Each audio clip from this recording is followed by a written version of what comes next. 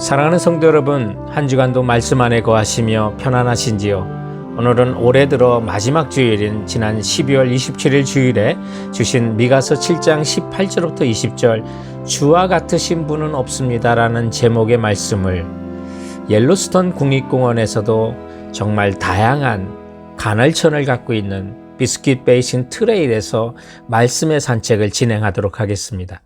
미가서를 보면 다른 선지서들과 동일한 형태의 예언이 담겨 있는데 그것은 이스라엘이 옛 언약인 율법에 실패해서 포로가 되는 형벌을 받지만 하나님께서는 새 언약이신 뉴 테스트먼트이신 예수 그리스도를 통하여 이스라엘을 회복하신다는 내용을 예언을 담고 있는데 이 이스라엘의 회복은 곧 영적인 이스라엘인 교회와 믿는 자들을 다시 세워주신다는 약속인 것을 우리는 알게 됩니다. 이 사실 때문에 미가는 하나님 주와 같은 신은 어디 있습니까?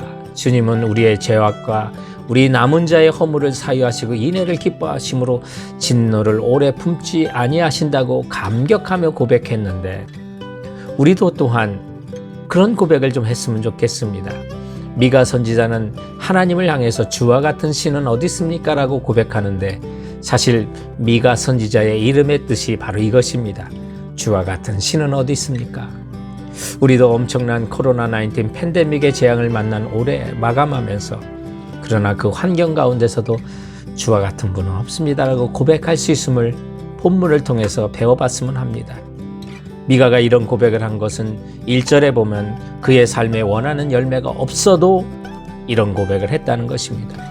1절 말씀에 보면 재앙이여 나여 나는 여름 과일을 따누와 포도를 거둔 후 같아서 먹을 포도송이가 없으면 내 마음에 사모하는 처음 익은 무화과가 없도다라고 말합니다.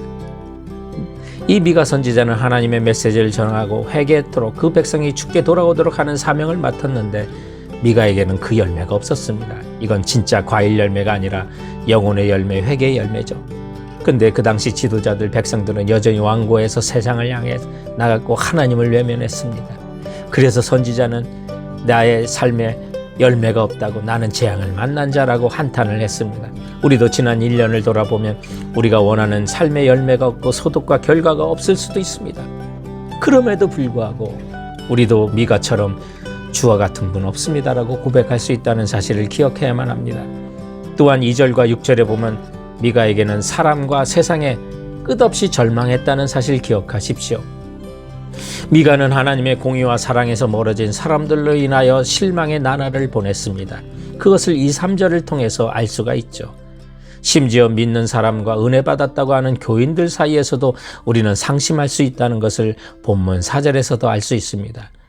그들의 가장 선한 자라도 가시 같고 가장 정직한 자라도 찔레 울타리보다 더하도다라고 말합니다. 이미 우리는 미가서 3장과 6장을 통해서 그 당시 백성들이 상인들은 저울추를 속이고 부자는 보악하고 얼마나 거짓된 것을 우리는 살펴봤습니다. 서로 대적하고 이웃과도 대적하고 가족과도 심지어 대적을 한다고 5절과 6절은 말하고 있습니다. 가족이라도 부도덕하고 불법적인 일이 많았기 때문에 서로 원수가 되는 일이 있었던 거죠. 그런데 이런 가운데서도 미가는 7절에 오직 나는 여호와를 우러러 보며 나를 구원하시는 하나님을 바라본다고 고백했다는 것입니다. 그리고 주와 같으신 분은 없다고 고백했습니다. 그렇다면 성도 여러분, 우리도 그와 같은 고백을 할 수가 있는 것이죠. 그렇다면 하나님의 무엇 때문에 우리는 이런 고백을 할 수 있을까요? 주와 같으신 분이 없습니다. 본문이 가르쳐주는 첫 번째 교훈은 주의 인애가 일으켜 주심으로 라고 하는 부분이죠. 주께서 우리의 죄와 허물을 용서해 주시는 인애와 우리를 다시 일으켜 세워주시는 주님의 인애 때문에 우리도 주와 같으신 분 없습니다라고 고백할 수 있는 것이죠.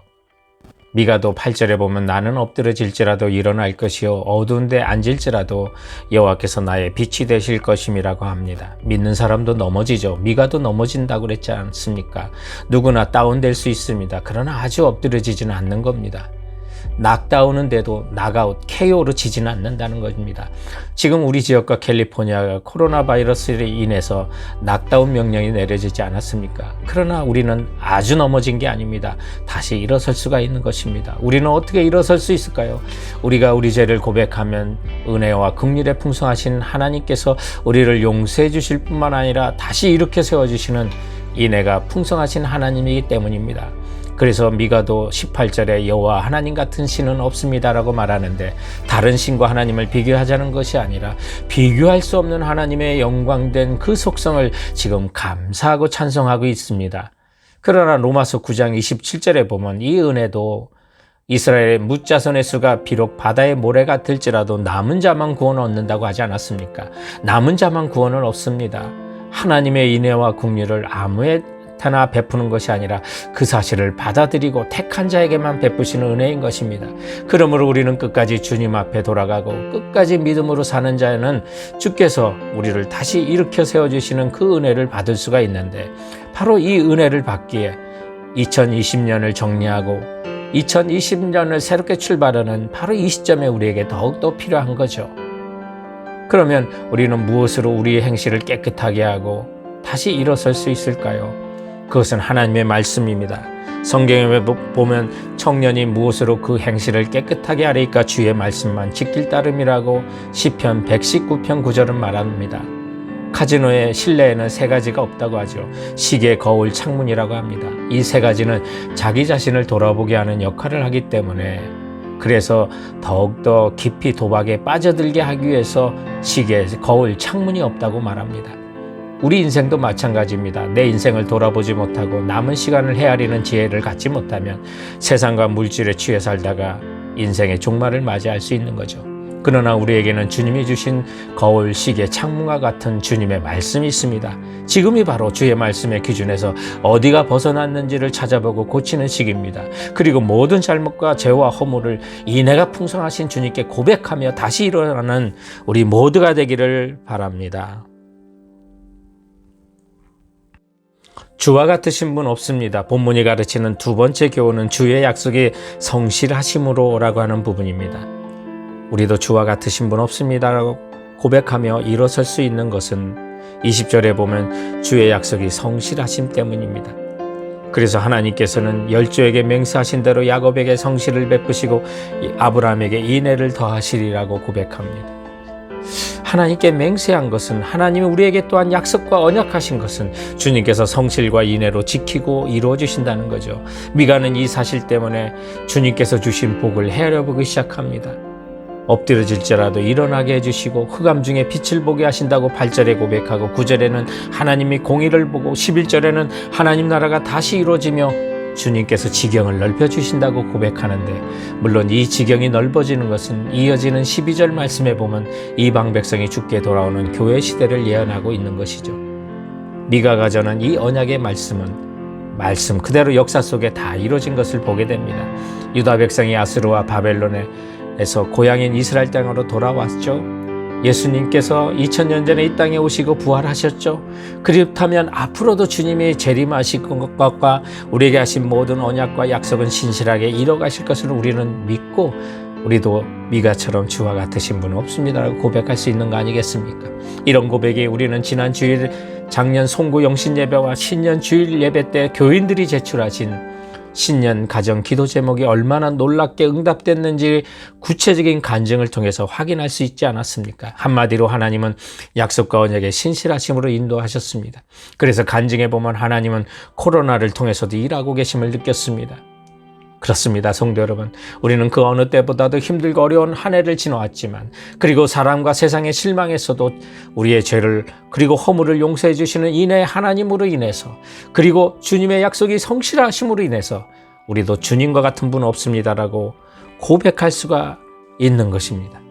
이제 2020년을 이제 정리하고 2021년을 새롭게 일어나는 이 시점에 주님의 말씀에 은혜 받은 어느 요리사가 한 해를 마감하며 쓴 그 결심을 저는 지난주 설교에도 인용해 드렸는데, 그 내용을 다시 여러분께 말씀드립니다. 사랑은 매일 먹는 밥처럼 항상 감사는 밑반찬처럼 항상 차려놓고, 이해는 뜨거운 찌개를 먹듯 천천히, 용서는 동치미를 먹듯 시원하게 삼키고, 상처는 계란과 같이 잘 풀어주고, 오해는 잘게 다져 이해와 버무리고, 의심은 썩은 감자 잘라내듯 단칼에, 은혜와 감동은 국수의 면처럼 길게, 슬픔은 설거지를 하고 떠나보내는 물에 함께라고 하는 것이었습니다.